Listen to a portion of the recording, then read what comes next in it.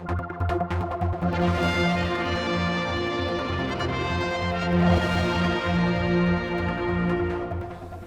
more from the North Quay site of what was Newsons on a day that the storms might be hitting. Certainly it's raining on us, but anyway.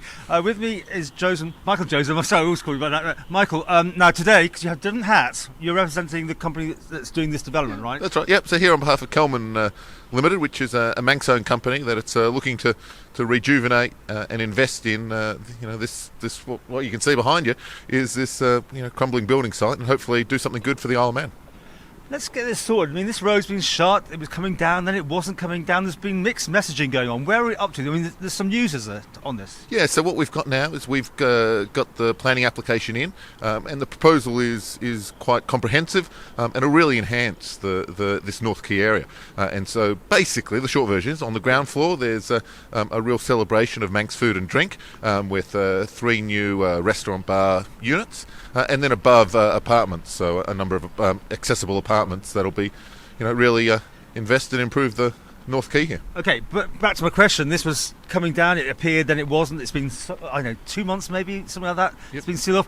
What is actually happening now? Yeah, so hopefully what will happen is that this whole site will be able to be rejuvenated, be able to replace the buildings, upgrade the buildings. So it's going to come down, is it? And this is certainly. Hopefully that's a proposal. And, like you make the point here that this is a really good part, and obviously weather defended. This could be a real jewel in Douglas's crown. Especially think here in summer you could have some tables, some chairs, and it's a real opportunity instead of the literally crumbling buildings here. But has a log jam been got over? Because as I keep saying, it was coming down, then it wasn't coming down. I thought that we're here today to move this story forward. So the planning application is in. Obviously, it's like everything on the Isle of Man, it's got to be approved by all the relevant bodies, and that takes time. It's frustratingly slow because this has been empty and dilapidated for many years now.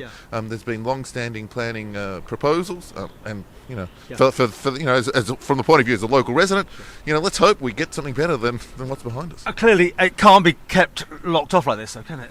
Certainly hope not. Yeah, and that's why the planning application is quite comprehensive. On the ground floor, we're going to put in, or propose to put in, some food and drink. Hopefully, of outdoor seating. Obviously, it depends on the weather. But that'll be a real benefit, because one of the things that'll be really, and I think one of the key challenge of the current situation is you've got this disconnect, this hole in the middle of North Quay, and so this whole area used to be known as Barbary Coast, and that's what the pub at the end was named after, right? And so this will really reconnect that, because as you make the very good point, it's currently disconnected. There's currently this this hole, right? And we want to reconnect it. What timeline are we talking about on this being done now? It's subject, obviously, to planning. Yeah, as soon as possible. Right.